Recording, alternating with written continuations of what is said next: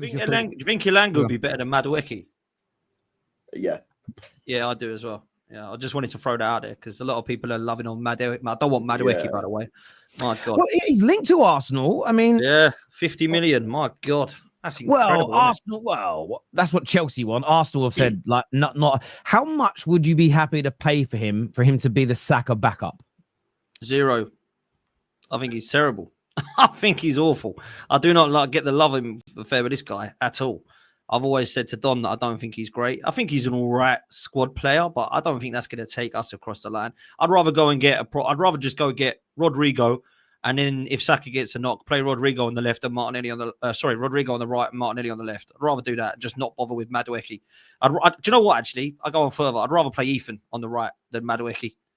I actually would. I'd rather play Waneri. I just don't think Madueke is good enough. I don't think he suits what we try and do. I know that the style of play has been questionable at Arsenal, but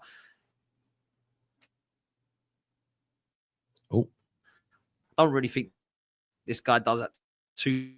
I think I lost you there. You bugged out. You came back. Don hacked your Wi-Fi. We weren't happy with what you did. Yeah, so Don heard me. But yeah, look, he's not.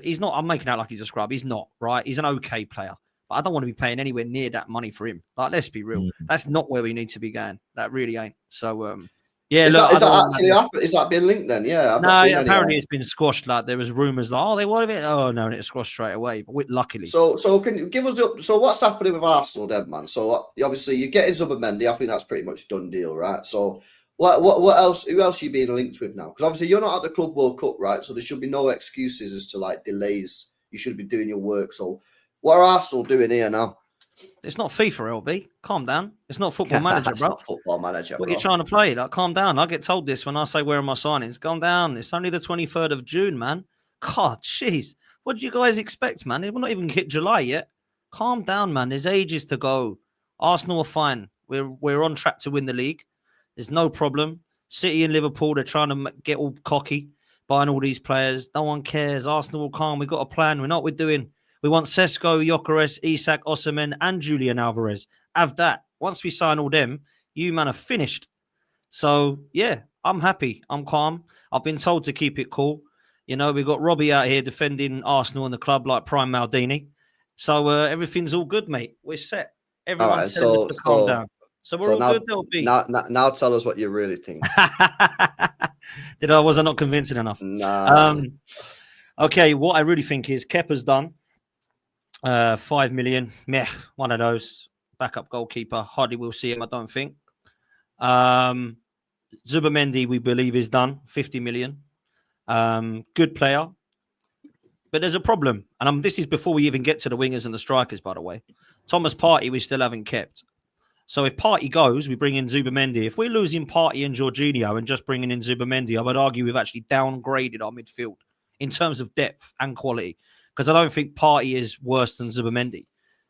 Or should I say, I think Partey's a better player than Zubimendi, yeah. Zubimendi's a great player. I wanted him at City before people start moaning. Yeah, I think it's a great player. I know you did, yeah. I think Partey's a better player.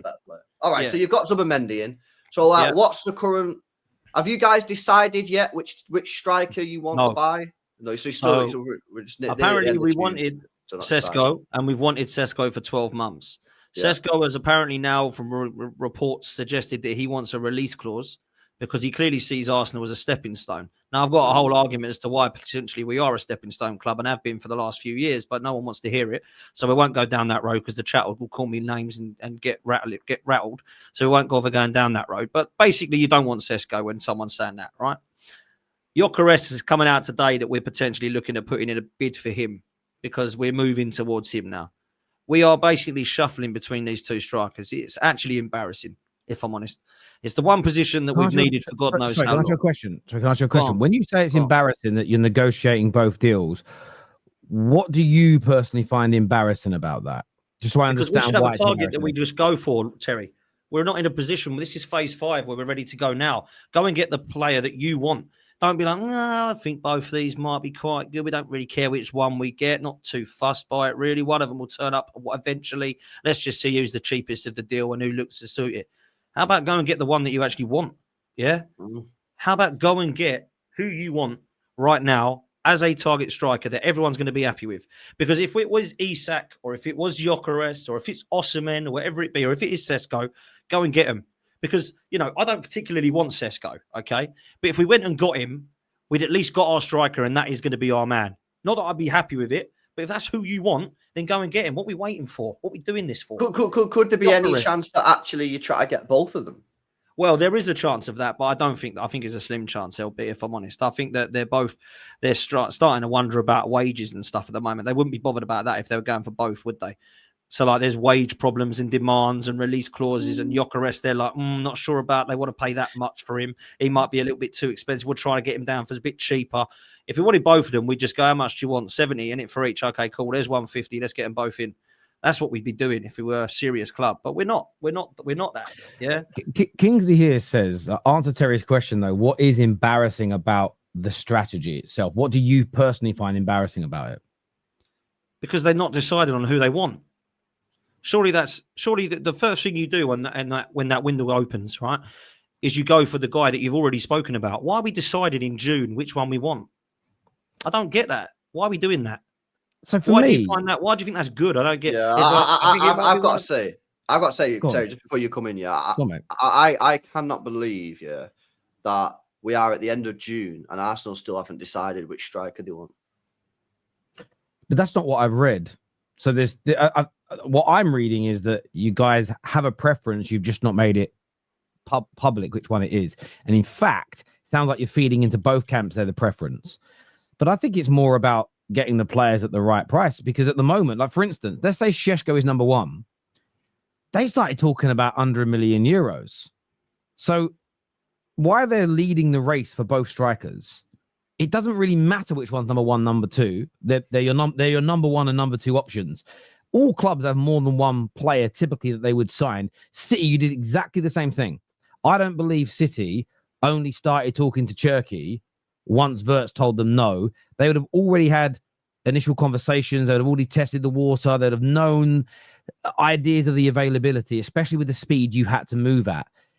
You didn't negotiate both of them simultaneously, but the process is still the same. You have a number one and a number two option. I think what Arsenal are doing, they're under no pressure right now, other than fans saying, please give me the player today. They are trying to lower the Sporting situation is very public what's going on. The player was told 60 million all in, he could leave. Sporting are trying to push that up and create bidding wars. So Arsenal would, in my opinion, let's say he's number one, Arsenal would be idiotic to pay 10 to 20 million more for a player today than they might get him in 2 weeks. Now, if you're halfway through pre-season, at the end of your tour, the season's going to kick off and you still haven't got it done, I agree, that's embarrassing. But I think Arsenal, barring appeasing its fans ahead of time, I don't see why Arsenal should bend over and pay above the odds for a player. It's the same Arsenal fans that moan about that who go, fucking hell, why do Liverpool always negotiate such good deals? Because they don't bend over and take it up the arse. That's why. So for me, it's like, right now, if, for instance, like you've seen with Gittins, you've seen the Gittins, we'll get on to Chelsea in a minute. Chelsea were relaxed. We'll get him after the World Club Cup. Bayern come in, we're going to try and get him. Bang, it's moved on to imminent straight away because Chelsea know they can't stand around. If suddenly Liverpool and City started going in for Gyökeres and Šeško, I bet Arsenal would speed up the situation. But they don't need to speed it up right now because the players are still on holiday for another 3 weeks. So I do get the desire to want to have it done, but you're leading the race for both. I don't see the necessity to have it done today, personally. Well, what should happen now? I'd rather my club not overpay for players, personally. What should happen now, right? I don't care if we have to pay another €5 million personally to get someone across the line. Just get the deal done, man. Personally, I'm an accountant. I don't care about how much bloody we're spending on players. Just get it done. Like, I'm sick of this bloody. We're doing this. We're making this money. They'll put out more merch and expect me to buy it. So go and buy a bloody striker. Yeah? It's been 6 years. That's what I will say to them, these owners, right? The other thing I say is now what should happen? The minute that Sesko said, I'd quite fancy a release clause in my contract, which is basically him saying Bayern Munich looks pretty good in a couple of years when Kane goes, I'd be going, right, move away from him. Let's get Gyökeres then. So what should happen now, in my opinion, if that is true and that he wants a release clause and the wage demands are crazy, he's not even ready now anyway. He's 22 and he don't look good enough. Go and get the guy that's banging in goals in Portugal. That's what I would do. Go and get him, take him to the next level, bring him in and do it quickly. Now, the other thing that people have said is like LB, maybe we're going for both. Maybe we are. I've no idea. Maybe we're going for both. And maybe that's why we negotiate for both, because we want both. Maybe. That could be realistic. If we get both, that is something that is not embarrassing, because you go and get both. That's what a proper club would do, right? And I'd say fair play. We were all moaning about nothing. We got and got both. The other thing I would say that was good, is not embarrassing, is it gets to this 1st of July, because apparently you can only do deals on the 1st of July when you're Arsenal. When it gets to that, if you go and boom, there's Isak, 150 million. I go, okay. So that was why we were waiting. We were waiting to see if Liverpool, we weren't going to go for Gyökeres or Sesko, because we were actually looking at Isak and they were both smoke screens.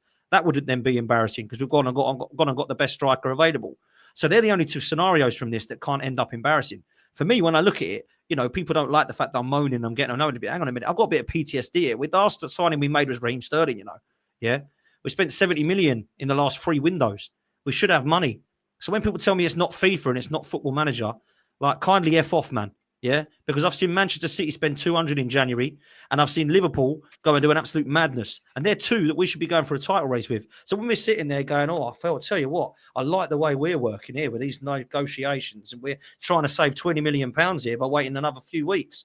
I couldn't give a damn. I want to go and win a title, man. So that's where I'm at. But I would care though, because LB gets asked this question all the time. How can City keep spending? Because they buy as cheap as possible and sell for as much as possible. Their brilliant negotiations over the past 5 years is why City could drop 200 million in January, because they have that money available for player sales. Listen, you're entitled to think what you want about your own club. The only bit I disagree with you on is the accountancy element. Every single fan should drop this notion of it's not my money, I don't care. You should. If you overpay and undersell, you run out of money.